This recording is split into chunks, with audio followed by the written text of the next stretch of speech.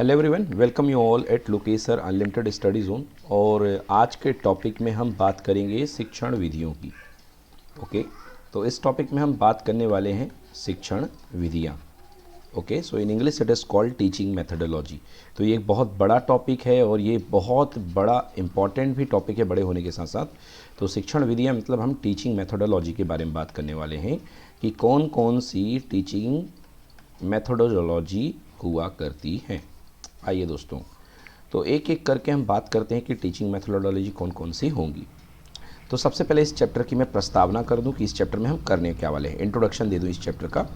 Okay, तो आप सभी को पता है कि शिक्षण के लिए हमें विभिन्न शिक्षण विधियों की आवश्यकता पड़ती है। बच्चों, अलग अलग बच्चे होते हैं, अलग अलग बच्चों के समूह होते हैं, उनके हिसाब से हमें अलग अलग शिक्षण विधियों की आवश्यकता पड़ा करती है।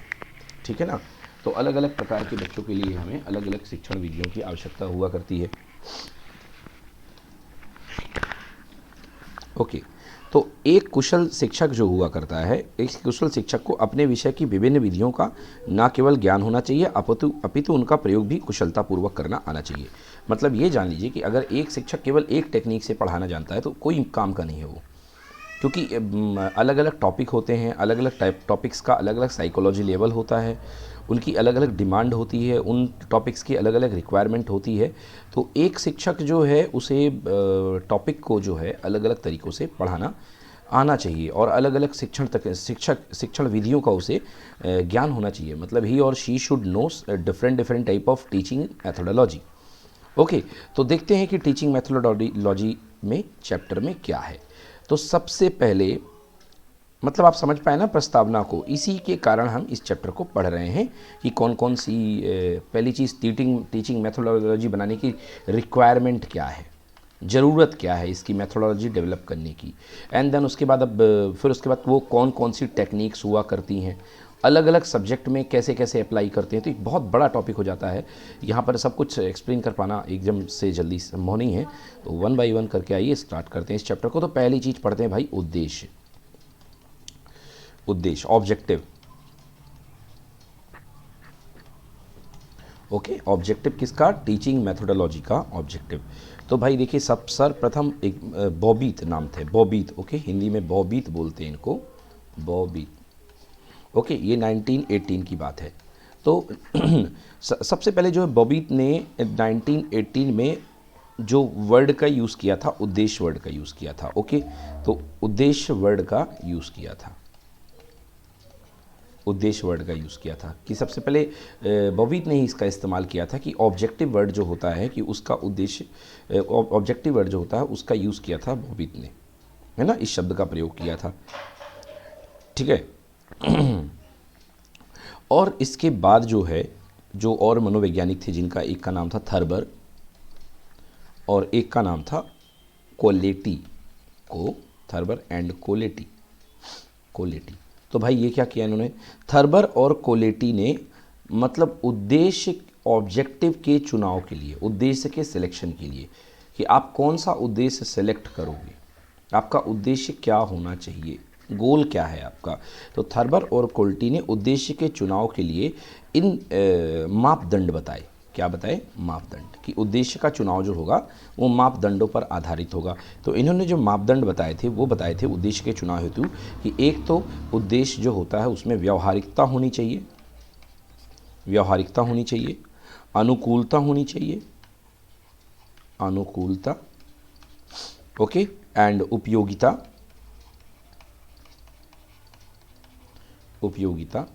ओके, एंड समयबद्धता। ओके, और लास्ट है समुचितता।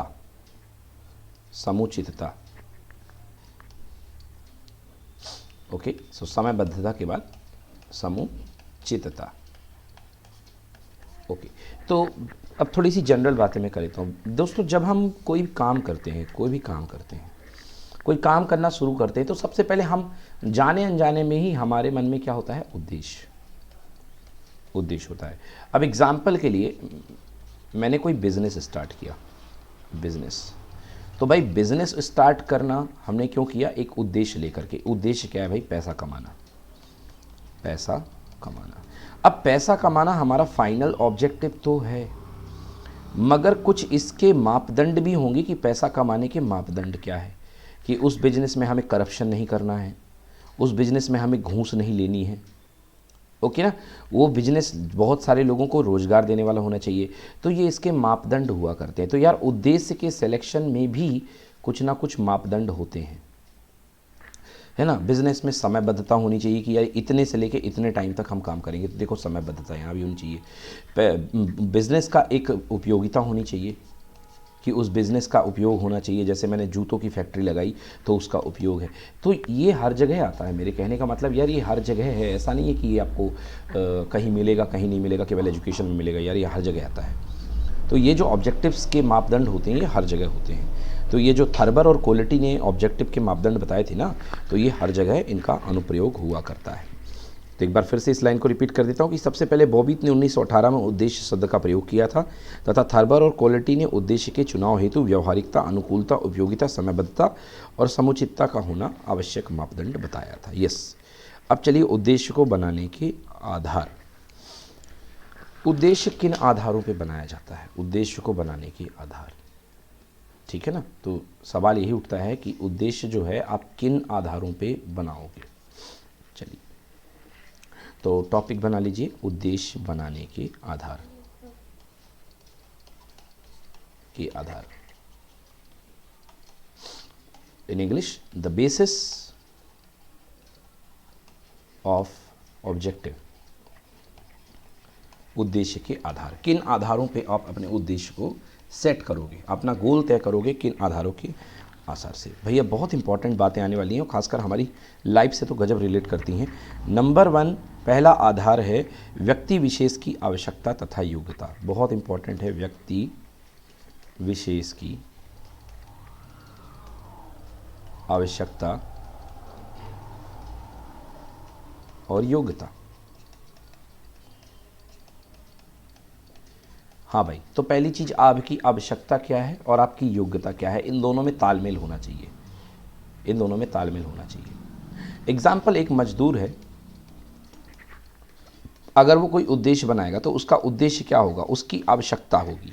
पहली चीज़ कि वो मजदूर अगर 4,000 रुपये महीने के कमाता है तो उसका उद्देश्य होगा यार मैं कुछ ऐसा करूं कि मैं 10,000 रुपये कमाऊं। उसकी आवश्यकता 10,000 रुपये में चल जाएगी, पूरी हो जाएंगी, तो वो 10,000 की सोचेगा। और उसकी योग्यता भी इसको सपोर्ट करनी चाहिए कि मेरी योग्यता 10,000 तक को सपोर्ट कर जाएगी, ठीक है ना। अब आप बोलो कि ये मजदूर जो है 1 करोड़ रुपए महीने के कमा ले, तो भैया ऐसा तो हो नहीं सकता है।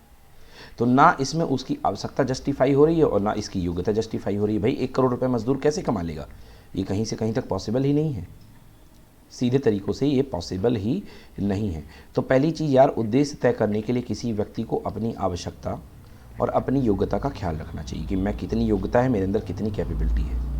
ओके, आजकल देखा होगा बच्चों को मतलब बेवजह, मतलब जिनके अंदर कम योग्यता है, आवश्यकता तो खैर बच्चों की नहीं आती क्योंकि उनके माता पिता जीवित रहते हैं, बट बच्चे अपनी योग्यता को जस्टिफाई ना करते हुए सीधे IIT, JEE और बड़े बड़े एग्जामिनेशन की तैयारी करना शुरू कर देते हैं।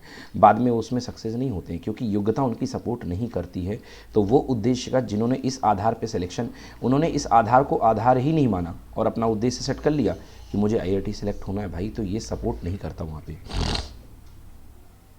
ओके, तो पहली चीज़ ये हो गई। तो व्यक्ति विशेष की आवश्यकता एवं योग्यता एक बेहतरीन आधार है। प्रत्येक व्यक्ति अपनी योग्यता व रुचि के अनुसार कार्य करता है। सही बात है भाई, हर व्यक्ति की एक योग्यता होती है, ओके, एक उसकी पसंद का एरिया होता है, रुचि के अनुसार कार्य करता है। वह समाज द्वारा निर्मित नियमित क्षेत्रों में स्वयं को स्थापित करने हेतु अपनी आवश्यकता, रुचि व योग्यता के अनुसार किसी क्षेत्र विशेष का चयन करता है तथा उस और प्रयास करना प्रारंभ करता है। जैसे कोई शिक्षक बनना चाहता है तो कोई डॉक्टर आदि। इस व्यक्ति इस क्षेत्र में विशेष की प्राप्ति हेतु उस दिशा में कार्य करना प्रारंभ करता है तथा स्वयं के लिए उद्देश्यों का निर्माण करता है। जी हाँ, तो इम्पॉर्टेंट लाइन यहाँ पे ये है कि व्यक्ति को अपनी आवश्यकताओं और योग्यता को आधार बना के अपना उद्देश्य तय करना चाहिए। चलिए दूसरी लाइन बात करते हैं। दूसरी लाइन, व्यक्ति किस में रहता है भाई? समाज में। तो व्यक्ति जो उद्देश्य बनाएगा वो उसके समाज की आवश्यकताओं और आकांक्षाओं पर आधारित होंगी। तो दूसरा उद्देश्य जो है अपने दूसरा जो आधार है उद्देश्य बनाने का, वो है समाज की आवश्यकताएं एवं आकांक्षाएं,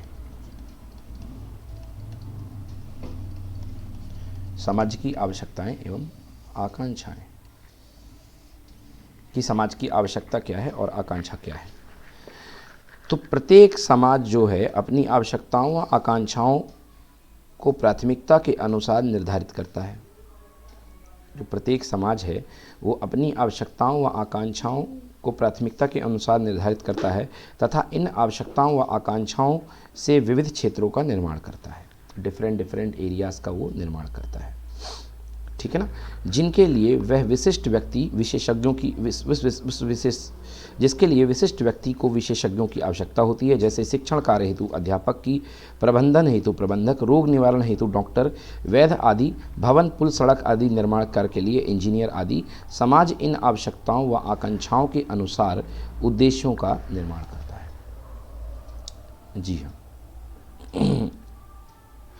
तो कहने का मतलब ये है कि जिस व्यक्ति जिस समाज में पैदा होता है, जिस समाज में उसका विकास होता है, तो वह उस समाज की आवश्यकताओं और आकांक्षाओं के अनुसार अपने उद्देश्य की प्राथमिकता को निर्धारित करता है।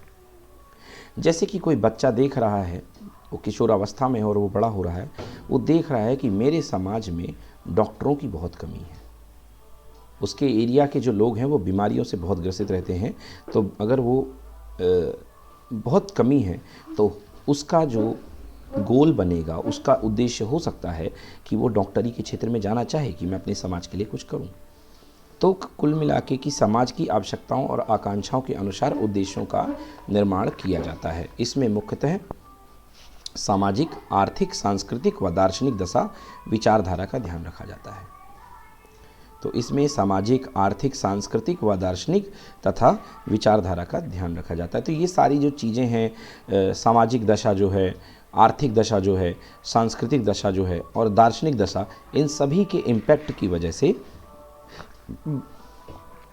जो विद्यार्थी होता है या व्यक्ति जो होता है वो अपना गोल निर्धारित करता है। देन अगला है तीसरा जो आधार है उद्देश्य निर्धारित करने का, वो है शिक्षण प्रक्रिया की पद्धति। शिक्षण प्रक्रिया की पद्धति भाई, आपका उद्देश्य निर्धारित करने में आपकी शिक्षण प्रक्रिया की पद्धति का बहुत इंपॉर्टेंट योगदान है। जैसा बीज डालोगे वैसा पेड़ विकसित होगा, कुछ ऐसा ही है। तो जैसी आपकी शिक्षण प्रक्रिया चलेगी उस आधार पर आपका जो है उद्देश्य निर्धारित होगा। जैसा विषय होगा वैसे ही उसके उद्देश्य होंगे, ठीक है ना। अगर आपका किसी विशेष विषय में इंटरेस्ट है तो वही विषय आपका जो है उद्देश्य में जाके आगे कन्वर्ट होगा। जैसे मान लीजिए कुछ बच्चों की गणित में रुचि हुआ करती है, तो गणित में रुचि वाले ज़्यादातर बच्चे इंजीनियरिंग के क्षेत्र में परस्यू किया करते हैं, इंजीनियरिंग के क्षेत्र में वो जाया करते हैं, है ना। तो मतलब शिक्षण, ये तो आपका इंटरेस्ट हो गया, मतलब ये तो इंटरेस्ट हो गया गणित विषय, मगर अब शिक्षण प्रक्रिया की बात कर लेते हैं। तो जैसा विषय होगा वैसे उसके उद्देश्य होंगे तथा शिक्षण की प्रक्रिया भी विषय के अनुसार ही होंगे। जैसे शिक्षण कार्य हेतु छात्र को केवल सैद्धांतिक ज्ञान ही नहीं दिया जाता है, बल्कि उन्हें वास्तविक शिक्षण की अनुभूति हेतु विद्यालय में शिक्षण अभ्यास हेतु भेजा जाता है। अतः करके सीखो सिद्धांत को कार्य में लिया जाता है। इसको थोड़ा सा मैं डिटेल कर देता हूँ सरल शब्दों में।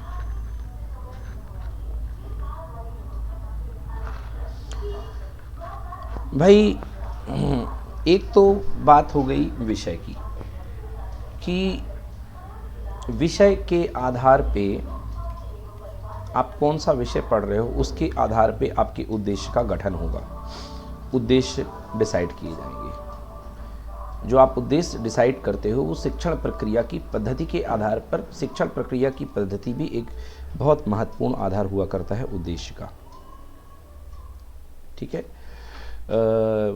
इसको ऐसे समझिए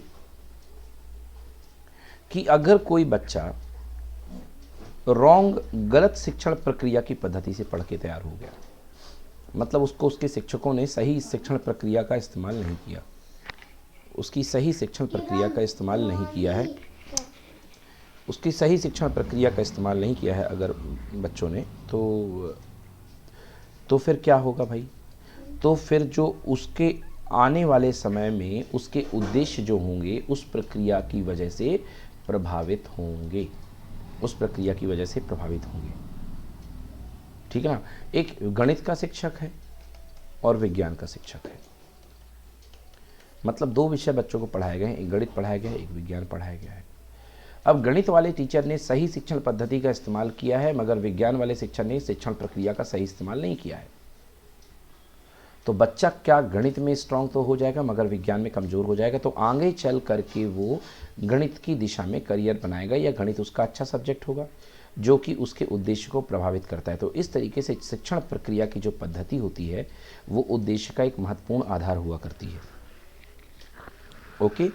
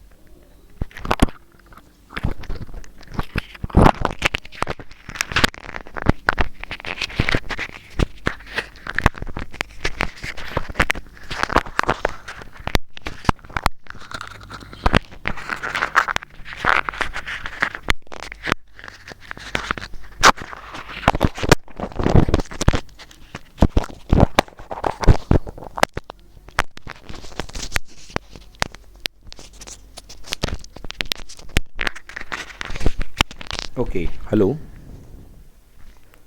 हेलो। ओके, एक्सक्यूज मी बच्चों, डिसकनेक्टिविटी हो गई थी, उसके लिए हमें खेद है। चलिए आगे बढ़ते हैं। तो शिक्षण प्रक्रिया की पद्धति के बारे में मैं बात कर रहा था आपसे। हेलो। हाँ, तो शिक्षण प्रक्रिया की पद्धति के बारे में मैंने आपसे बात की और इसमें मैंने ये देखा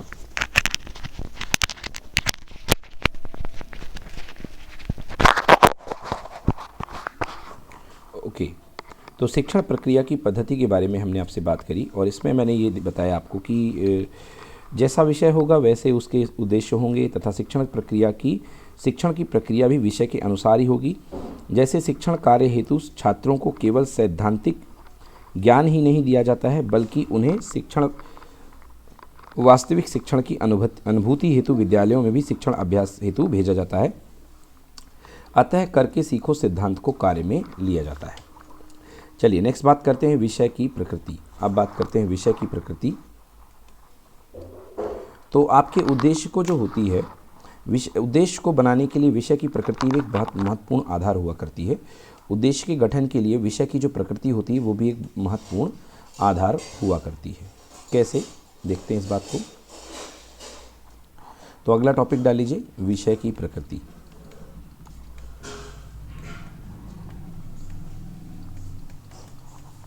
ओके, विषय की प्रकृति। जिस प्रकार प्रत्येक क्षेत्र में विषय की प्रकृति हेतु निर्मित ज्ञान या विषय की प्रकृति भी अलग अलग होती है। जैसे अध्यापन कार्य हेतु शिक्षा मनोविज्ञान, शिक्षण सिद्धांत, शिक्षण विषयों आदि का ज्ञान आवश्यक होता है। डॉक्टर, इंजीनियर आदि के लिए विज्ञान विषयों का प्रबंधन हेतु प्रबंधन संबंधित विषयों का होना आवश्यक है। प्रत्येक विषय की प्रकृति के अनुसार उसकी ज्ञान प्राप्ति के लिए उद्देश्य भी अलग अलग होते हैं। अतः मानव द्वारा ज्ञान प्राप्त ज्ञान के आधार पर ही यह निर्धारित किए जाते हैं। तो ये तो बहुत ही डिफ़िकल्ट भाषा में मैंने ये बात कह दी।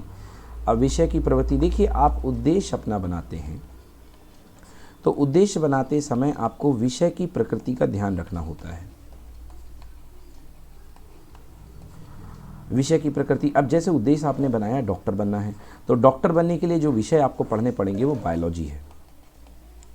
अब आपको ये ध्यान रखना पड़ेगा कि बायोलॉजी विषय की प्रकृति का आपको अच्छे से ज्ञान है कि नहीं है। क्या आप बायोलॉजी बहुत अच्छे से पढ़ पा रहे हैं कि नहीं पढ़ पा रहे हैं, इस आपकी बायोलॉजी में कैसी अंडरस्टैंडिंग है। तो उद्देश्य बनाते समय आपको जो विषय पढ़ने हैं उनकी प्रकृति का भी ध्यान रखना पड़ेगा। ठीक है, तो इसे कहते हैं विषय की प्रकृति। चलिए नेक्स्ट अगला आधार की बात करते हैं। उद्देश्य बनाने का अगला आधार है उद्देश्य प्रकृति, उद्देश्य प्राप्ति में रुकावट की संभावना, पांचवा आधार। तो उसमें जो रुकावट होती हैं उनको भी आप ध्यान में रखेंगे। जैसे कोई बिजनेस बनाते समय जो उसमें रुकावट आएंगी उसको भी ध्यान में रखना पड़ता है। तो उद्देश्य प्राप्ति में रुकावट की संभावना,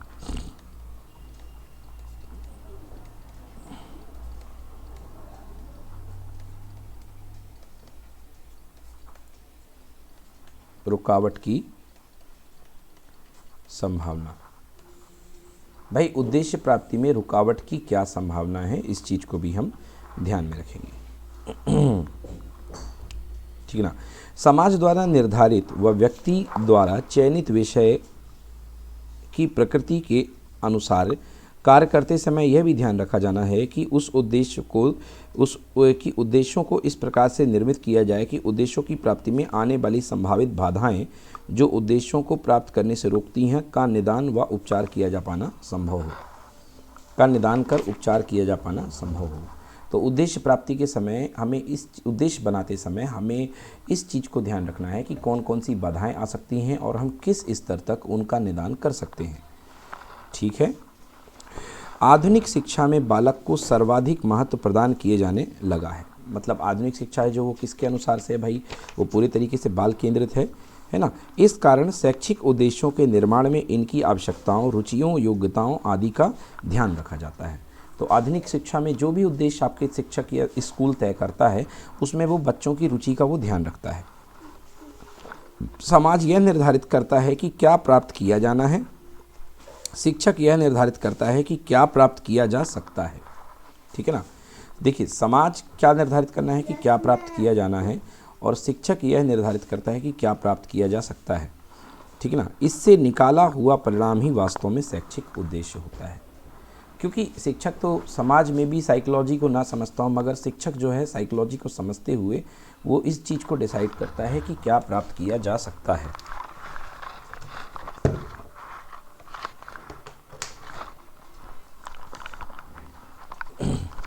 ओके। अब देखिए जी कि कुछ मनोवैज्ञानिकों ने शिक्षक उद्देश्य की डेफिनेशन दी है। उन मनोवैज्ञानिकों की हम डेफिनेशन को पढ़ लेते हैं। तो शिक्षक उद्देश्य, शैक्षिक उद्देश्य के बारे में कहा है, पहला मनोविज्ञानी है E.J. फर्स्ट। E.J. फर्स्ट। तो भैया E.J. फर्स्ट क्या कहते हैं? E.J. फर्स्ट। तो शैक्षिक उद्देश्य के बारे में E.J. फर्स्ट कहते हैं कि शैक्षिक उद्देश्य एक व्यक्ति के व्यवहार में वांछित परिवर्तन है जिसको हम दिशा द्वारा लाने का प्रयास कर रहे हैं। तो E.J. फर्स्ट क्या कहते हैं? E.J. फर्स्ट कहते हैं कि शैक्षिक उद्देश्य एक व्यक्ति के व्यवहार में वह वांछित परिवर्तन है जिसको हम शिक्षा द्वारा लाने का प्रयास कर रहे हैं। तो ये शैक्षिक उद्देश्य जो है E.J. फर्स्ट की E.J. फर्स्ट ने दी थी इसकी डेफिनेशन, शैक्षिक उद्देश्य की डेफिनेशन E.J. फर्स्ट के अनुसार शैक्षिक उद्देश्य एक व्यक्ति के व्यवहार में वह वांछित परिवर्तन है जिसको हम शिक्षा द्वारा लाने का प्रयास कर रहे हैं। तो इन्होंने शैक्षिक उद्देश्य को व्यक्ति के व्यवहार में वांछित परिवर्तन के आधार से जोड़ दिया। तो ये क्या है? व्यक्ति के व्यवहार में वांछनीय परिवर्तन, वांछित परिवर्तन जिसे आप शिक्षा के द्वारा लाने का प्रयास कर रहे हैं। तो इसको इन्होंने कहा E.J. फर्स्ट ने ये डेफिनेशन दे दी। अगली डेफिनेशन पढ़ते हैं B.S. ब्लूम की। B.S. ब्लूम ने क्या कहा भाई? बीएस ब्लूम ने क्या कहा शैक्षिक उद्देश्य के बारे में, वो देखते हैं। तो नेक्स्ट डेफिनेशन है बीएस ब्लूम।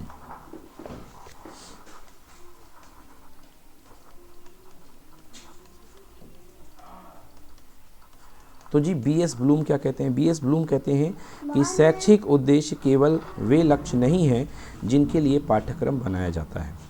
शैक्षिक उद्देश्य केवल वे लक्ष्य नहीं है जिनके लिए पाठ्यक्रम बनाया जाता है और मार्गदर्शन किया जाता है, बल्कि वे लक्ष्य भी हैं जो शिक्षा हेतु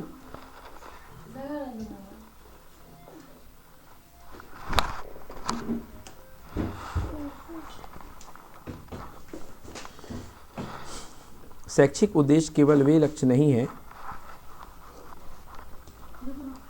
शैक्षिक उद्देश्य केवल वे लक्ष्य नहीं है जिनके लिए पाठ्यक्रम बनाया जाता है, बल्कि शैक्षिक उद्देश्य केवल वे लक्ष्य नहीं है जिनके लिए पाठ्यक्रम बनाया जाता है और मार्गदर्शन किया जाता है, बल्कि वे लक्ष्य भी हैं जो शिक्षा हेतु अनिवार्य प्रविधियों के निर्माण तथा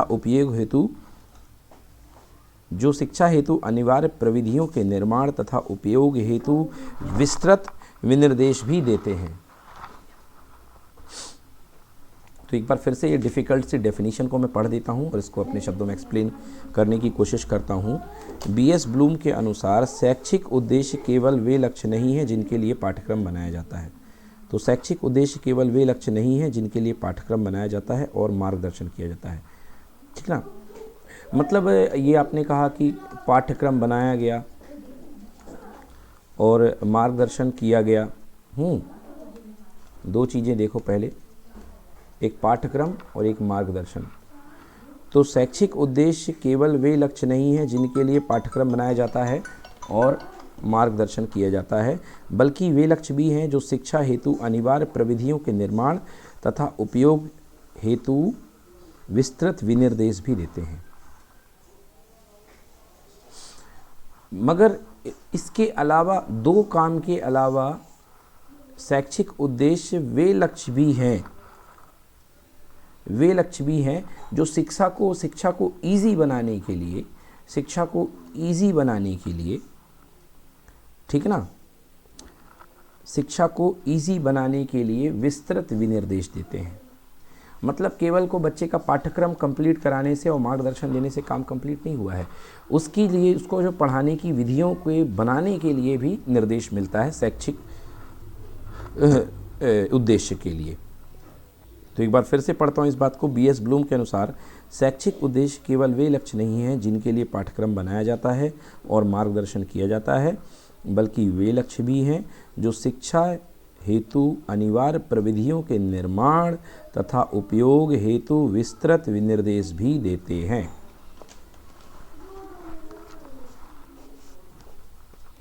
चलिए, ये हो गई बात।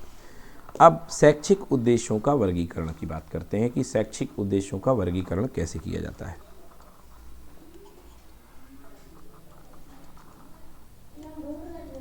शैक्षिक, ये तो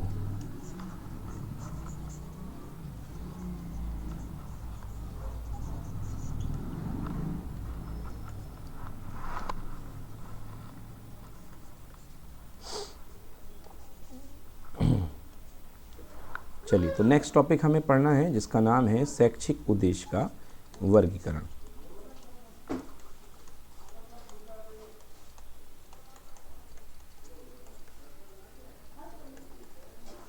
शैक्षिक उद्देश्य का वर्गीकरण। शैक्षिक उद्देश्य का मतलब क्या होता है? शिक्षा के उद्देश्य। शैक्षिक उद्देश्य का मतलब शिक्षा के उद्देश्य। शिक्षा के उद्देश्य क्या होना चाहिए या किन उद्देश्यों को लेकर के बालकों को शिक्षा प्रदान करती है, तो ये चीज़ जुड़ी हुई है शैक्षिक उद्देश्य के वर्गीकरण के बारे में। तो शैक्षिक उद्देश्यों के वर्गीकरण का विचार बोस्टन में अमेरिकन साइकोलॉजिस्ट एसोसिएशन के 1948 ईस्वी में आयोजित सम्मेलन में भाग लेने वाले कॉलेजों के परीक्षकों ने औपचारिक सभा में बनाया था। तो ये जो शैक्षिक उद्देश्य का जो विचार आया था, ये बोस्टन में जो आयोजित सभा हुई थी 1948 में, ओके। तो उसमें जो सम्मेलन में भाग लेने वाले जो कॉलेज के परीक्षक दो थे, जो एग्जामिनर थे, उन्होंने अपनी औपचारिक सभा में बनाया था। इस सभा में यह अनुभव किया गया कि सैद्धांतिक ढांचा इस सभा में यह अनुभव किया गया कि सैद्धांतिक ढांचा परीक्षणों को संप्रेषण सुगम बनाने के लिए परीक्षा कमियों के बीच विकारों तथा सामग्री के आदान प्रदान में प्रयोग कर सकते हैं। फिर से इस लाइन को रिपीट करता हूँ। इस सभा में यह अनुभव किया गया कि सैद्धांतिक ढांचा परीक्षणों को संप्रेषण सुगम बनाने के लिए परीक्षा कमियों के बीच विकारों तथा सामग्री के आदान प्रदान में प्रयोग कर सकते हैं। ये तो बहुत ही डिफ़िकल्ट लाइन है। आई थिंक कोई मिस्टेक मुझे समझ में आ रही है इसमें। शैक्षिक उद्देश्यों के वर्गीकरण से अभिप्राय शैक्षिक उद्देश्यों की एक व्यवस्थित क्रम में वर्गीकरण से है। यह वर्गीकरण 3 प्रकार के सिद्धांतों से मिलकर के बना हुआ है। देखिए, शैक्षिक उद्देश्यों का वर्गीकरण किया गया है, तो शैक्षिक उद्देश्यों को 3 सिद्धांतों पर वर्गीकृत किया गया है कि शिक्षा के उद्देश्य क्या होंगे। तो शिक्षा के उद्देश्य को वर्गीकरण करने के सिद्धांत जो हैं वो 3 सिद्धांत हैं कि शिक्षा के उद्देश्य, देखो क्या बोल रहा हूँ मैं, शैक्षिक उद्देश्य के वर्गीकरण करने के सिद्धांत, ठीक ना। ये शैक्षिक उद्देश्य का वर्गीकरण नहीं है, ये शैक्षिक उद्देश्य को वर्गीकरण करने के सिद्धांत हैं। तो पहला सिद्धांत वर्गीकरण करने का बना शैक्षिक सिद्धांत, कि मतलब शैक्षिक सिद्धांत के आधार पर वर्गीकरण।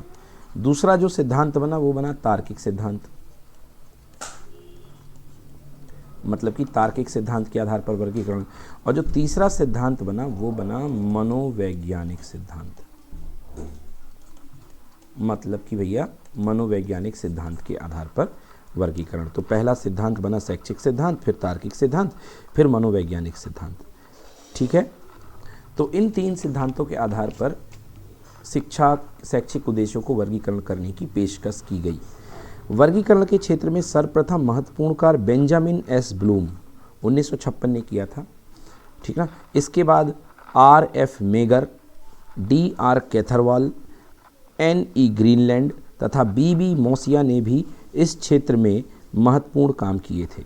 इसमें से बेंजामिन एस ब्लूम का वर्गीकरण सबसे महत्वपूर्ण माना जाता है।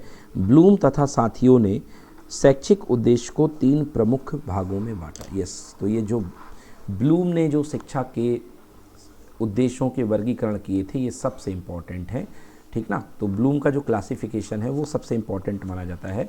तो ब्लूम्स का जो क्लासिफिकेशन है वो क्या है,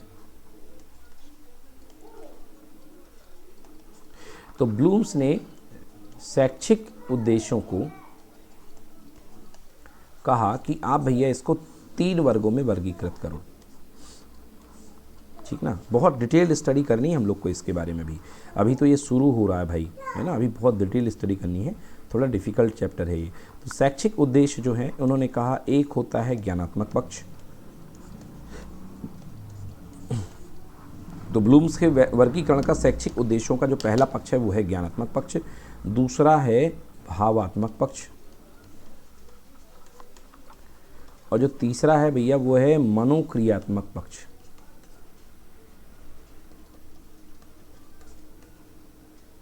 मनोक्रियात्मक पक्ष, ओके। चलिए, तो ज्ञानात्मक पक्ष, ठीक ना, या ज्ञानात्मक उद्देश्य कह लो, या भावात्मक पक्ष या भावात्मक उद्देश्य कह लो, और मनोक्रियात्मक पक्ष या मनोक्रियात्मक उद्देश्य कह लो। तो इसे ज्ञानात्मक उद्देश्य भी बोल सकते हैं कि शैक्षिक उद्देश्य का पहला क्लासिफिकेशन होता है ज्ञानात्मक, जो पहला वैरायटी है वो है ज्ञानात्मक उद्देश्य, मतलब शैक्षिक उद्देश्य में ज्ञानात्मक उद्देश्य को लेकर के हम सेट कर सकते हैं, भावनात्मक उद्देश्य को लेकर के हम शैक्षिक उद्देश्यों को सेट करेंगे, और मनोक्रियात्मक पक्ष यानी मनोक्रियात्मक उद्देश्यों को लेकर के हम सेट करेंगे। तो सबसे पहले हम जानते हैं कि भाई ज्ञानात्मक पक्ष क्या है।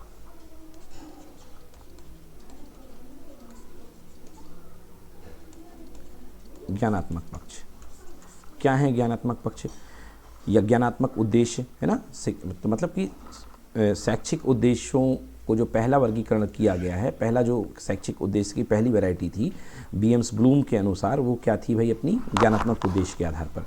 तो ज्ञानात्मक उद्देश्य का संबंध व्यक्ति द्वारा प्राप्त ज्ञान को मस्तिष्क में धारण करने से, इसका केवल मतलब है कि ज्ञान को धारण करो। भावनात्मक पक्ष का संबंध प्राप्त ज्ञान से व्यक्ति की सोच एवं उसके दृष्टिकोण को प्रभावित करना है, अर्थात इसका संबंध हृदय से जोड़ा जा सकता है। केवल ज्ञान से नहीं, इसका संबंध हृदय से जुड़ा जा सकता है। जबकि मनोक्रियात्मक पक्ष व्यक्ति में प्राप्त ज्ञान व परिवर्तित दृष्टिकोण के साथ साथ कौशल को विकसित करता है, अतः यह हाथों से संबंधित है।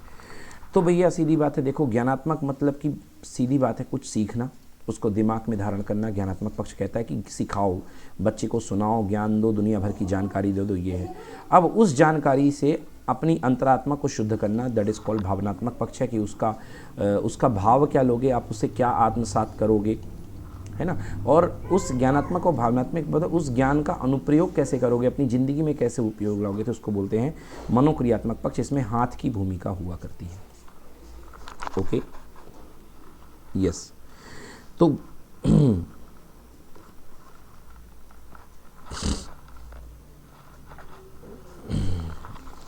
ज्ञानात्मक पक्ष, ज्ञानात्मक उद्देश्य, चलिए देखिए ज्ञानात्मक उद्देश्य को आप जो है, क्योंकि ज्ञान और संज्ञान एक दूसरे से जुड़े हुए हैं, तो आप इसको संज्ञानात्मक उद्देश्य भी बोल सकते हो। संज्ञानात्मक उद्देश्य, ठीक है, संज्ञानात्मक उद्देश्य भी इसी को आप बोलते हैं। ज्ञानात्मक पक्ष को या ज्ञानात्मक उद्देश्य को संज्ञानात्मक उद्देश्य भी बोलते हैं। तो चलिए देखते हैं ब्लूम व साथियों द्वारा, उनके जो भी फ्रेंड्स थे, ब्लूम व साथियों द्वारा वर्गीकृत उक्त तीन वर्गों में से प्रत्येक वर्ग में भी अलग अलग भागों में विभाजित किया गया है, जिसको निम्नलिखित तालिका में दिखलाया गया है। अब देखिए हम पढ़ते हैं कि ज्ञानात्मक पक्ष में कौन कौन से बिंदु आते हैं, ज्ञानात्मक उद्देश्य में, भावनात्मक उद्देश्य में और मनोक्रियात्मक उद्देश्य में कौन कौन से बिंदु आया करते हैं। तो एक टेबल बना लीजिए। देखिए सबसे पहला जो है संज्ञानात्मक पक्ष या ज्ञानात्मक पक्ष जो भी है,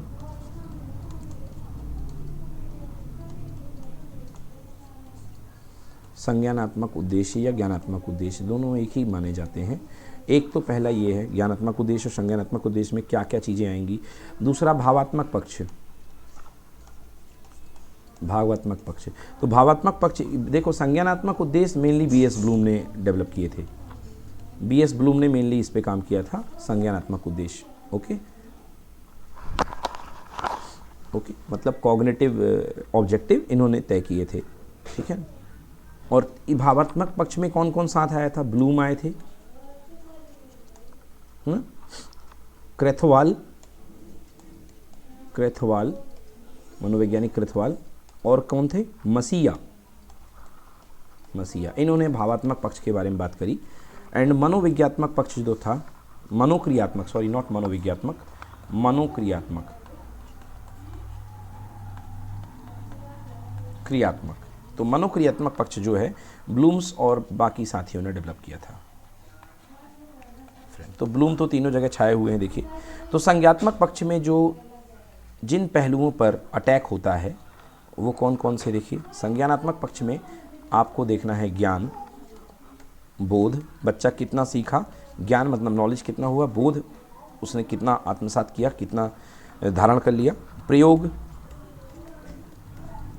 विश्लेषण, संश्लेषण और मूल्यांकन।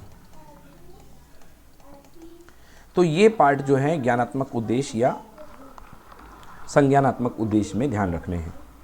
ओके, संज्ञानात्मक उद्देश्य के ये तत्व हैं कि ज्ञान देना है, बोध कराना है, प्रयोग की एबिलिटी डेवलप करनी है, बच्चे को विश्लेषण सिखाना है, संश्लेषण और लास्ट में उसका मूल्यांकन करना है, ठीक है ना। भावनात्मक पक्ष में बात करते हैं कि भावनात्मक पक्ष में डेवलप करने के लिए कौन कौन सी एबिलिटी बच्चे के अंदर आ जानी चाहिए, है ना। तो ग्रहण करना, ठीक ना। सेकंड अनुक्रिया मतलब इमिटेशन, उसी को देख करके बिल्कुल उसी के जैसे अनुक्रिया, अनुमूल्यन,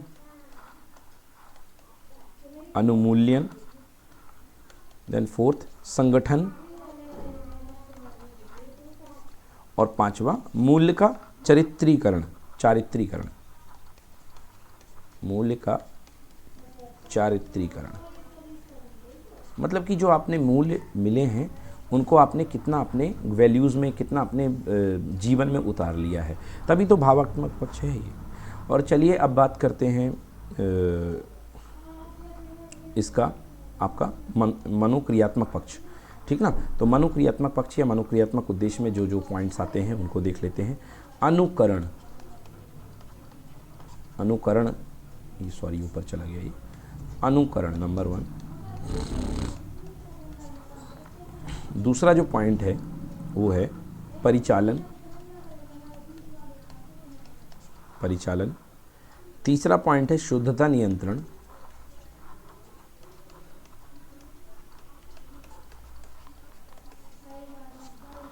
ओके, देन है संयोजन, और लास्ट है स्वाभाविकरण। तो ये पॉइंट जो थे ये रखे गए हैं मनोक्रियात्मक पक्ष के अंतर्गत। ठीक, तो ब्लूम व साथियों द्वारा दिए गए उक्त वर्गीकरण के बाद में कुछ विद्वानों ने भावनात्मक पक्ष में अनुमूल्यन श्रेणी के पश्चात अवधारणा तथा मनोक्रियात्मक पक्ष में स्वाभाविकरण के पश्चात आदत व कौशल को शामिल कर लिया। मतलब कुछ जो मनोविज्ञानी थे, ब्लूम व साथियों द्वारा दिए गए उक्त वर्गीकरण के बाद में कुछ विद्वान और आए जिन्होंने भावनात्मक पक्ष में अनुमूल्यन के बाद में किसको ऐड कर दिया? उन्होंने अनुमूल्यन के बाद में अवधारणा यानी कंसेप्ट को ऐड कर दिया, यहाँ पे अवधारणा को ऐड कर दिया है। और मनोक्रियात्मक पक्ष में स्वाभाविकरण के बाद आदत या कौशल, मतलब जो लास्ट पॉइंट था यहाँ पे एक और पॉइंट ऐड किया, आदत या कौशल को ऐड कर दिया है। ठीक ना, सम्मिलित किया गया है। मनोवैज्ञानिक मनोक्रियात्मक पक्ष को E.J. सिम्पसन ने 1969 में 5 विभिन्न श्रेणियों में वर्गीकृत किया है। अब ये नया काम किया भाई 1969 में 1969 में E.J. सिम्पसन ने 5 वर्गों में मनोक्रियात्मक पक्ष को 5 वर्गों में वर्गीकृत किया है। तो 5 भाग जो होते हैं मनोक्रियात्मक पक्ष के वो क्या हैं? उन्होंने कहा कि पहला इसका पार्ट है प्रत्यक्षीकरण, दूसरा पार्ट है इसका व्यवस्था, तीसरा पार्ट है निर्देशात्मक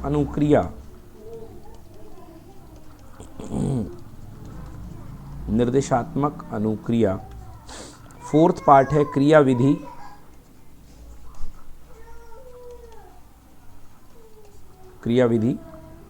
फोर्थ पार्ट है इसका क्रियाविधि, और फिफ्थ पार्ट है जटिल प्रत्यक्ष अनुक्रिया।